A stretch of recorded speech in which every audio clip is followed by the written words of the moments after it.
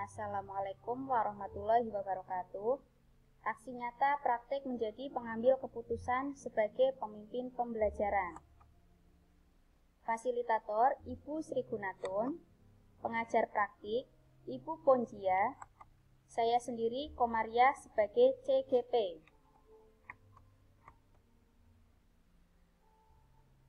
Peristiwa, latar belakang situasi yang dihadapi. SD Negeri Nampudadi terletak di Desa Nampudadi, Kecamatan Petanaan. Kegiatan anyaman adalah seni yang mempengaruhi kehidupan dan kebudayaan masyarakat di Desa Nampudadi. Sebagian besar masyarakat Desa Nampudadi memiliki mata pencarian bercocok tanam dan pekerjaan sampingan membuat anyaman dari bambu. Menganyam adalah sebuah proses menjaringkan atau menyilangkan bahan-bahan tertentu seperti bambu, rotan, lidi, akar, pandan, dan sebagainya menjadi satu rumpun yang kuat dan bisa digunakan. Seni kerajinan tangan anyaman merupakan suatu karya yang unik dan rumit dalam proses pembuatannya. Namun, usaha untuk mempertahankannya harus tetap diteruskan agar tidak termakan oleh perkembangan zaman.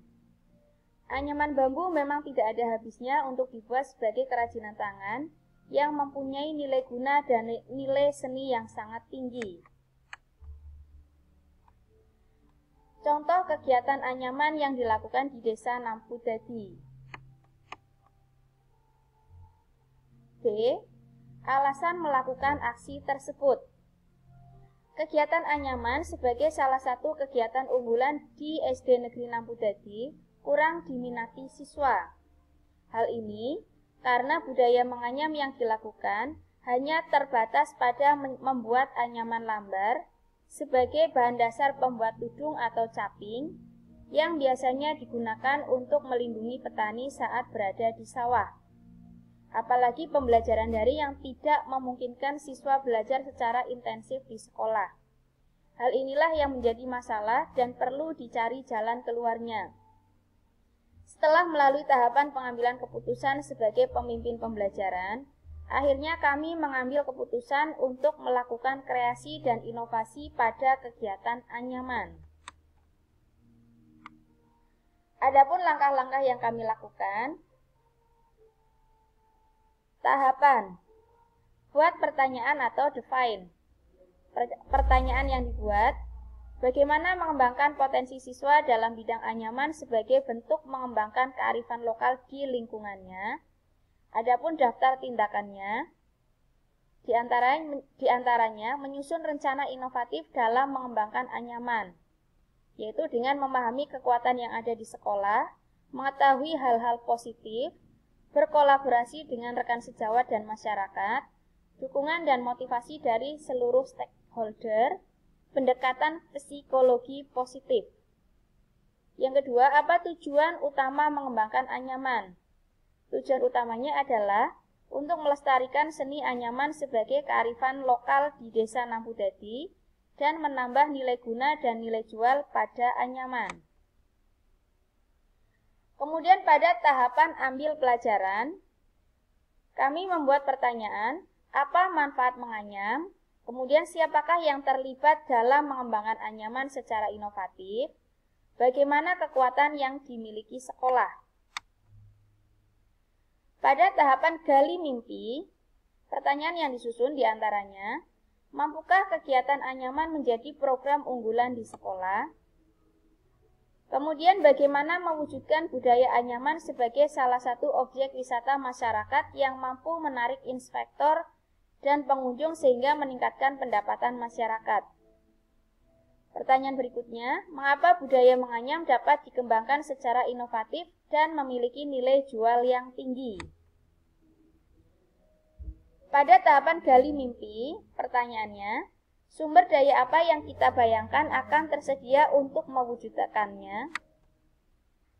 Kemudian pada tahapan jabarkan rencana, pertanyaannya, apa langkah-langkah kecil, baik berurutan maupun simultan yang diperlukan?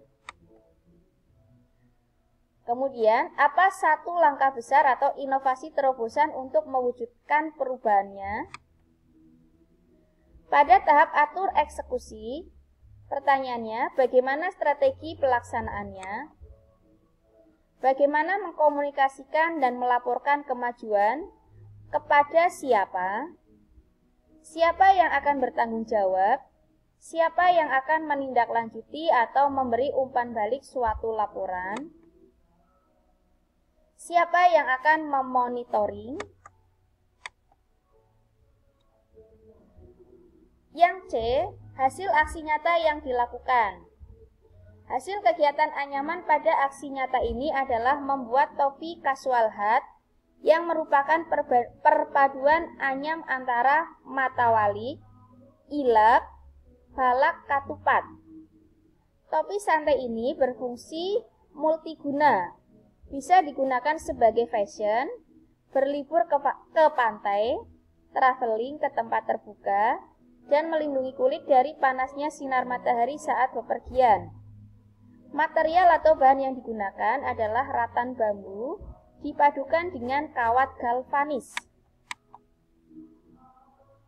Cara mengolah bambu, diantaranya, ambil bambu yang cukup tua dan memiliki ruas kuku yang agak panjang.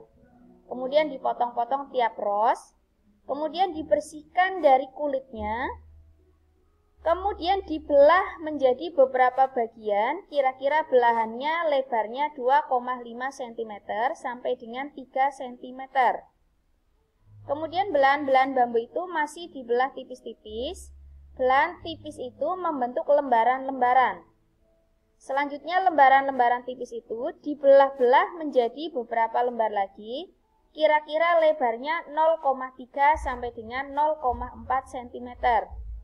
Kemudian lembaran kecil itu diperhalus. Setelah itu lembaran kecil itu dihaluskan semua, baru proses menganyam. Alat dan bahan-bahan yang digunakan: 1. Bambu yang sudah bentuk iratan. 2. Kawat galvanis 172 cm.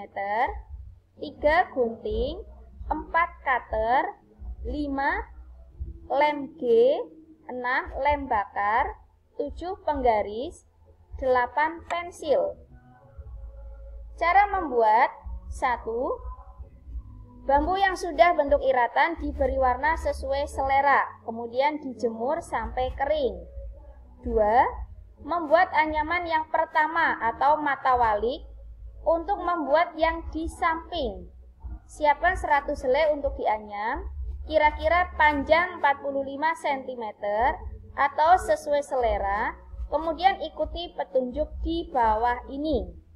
T artinya tinggal, A artinya angkat. Ini contoh gambar matawalik. Langkah yang ketiga, dipotong bentuk bulat sesuai dengan ukuran. 4. Membuat anyam ilap. Yang dibuat membuat bagian atas, siapkan 40 helai atau sesuai selera yang akan dibagi menjadi 4 ikat. Kemudian masing-masing dibuat seperti kopiah. 6. Membuat anyaman balak katupat. Ini contohnya. 7. Kemudian ketika bentuk anyaman, matawalik, ilap, dan balak katupat dirangkai menjadi satu dengan kawat galvanis, seperti pada gambar. 8. Menggabungkan anyaman walik, ilap, dan balak katupat menggunakan lem G dan lem bakar, sehingga menghasilkan hasil akhir seperti gambar. Perasaan ketika melaksanakan program ini. Perasaannya pada kegiatan ini adalah campur aduk. Yang pertama, khawatir keputusan ini hasilnya mengecewakan. Kedua, senang karena banyak dukungan yang membantu program ini sehingga berjalan lancar. 3.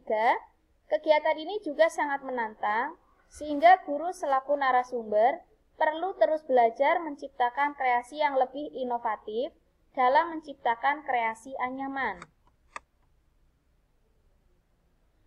Pembelajaran. Keberhasilan kegiatan ini adalah menghasilkan produk berupa topi casual hat. Yang kedua, sebagian besar guru dapat menjadi narasumber. Kegagalannya yaitu belum mampu melibatkan semua siswa sekolah dasar negeri Nampudadi karena pada pembelajaran daring yang bisa dilibatkan pada kegiatan ini baru siswa kelas 4 sampai 6. Selain itu, kami belum mampu melibatkan komunitas praktis, misalnya dengan mengikutkan produk anyaman siswa pada pameran UMKM.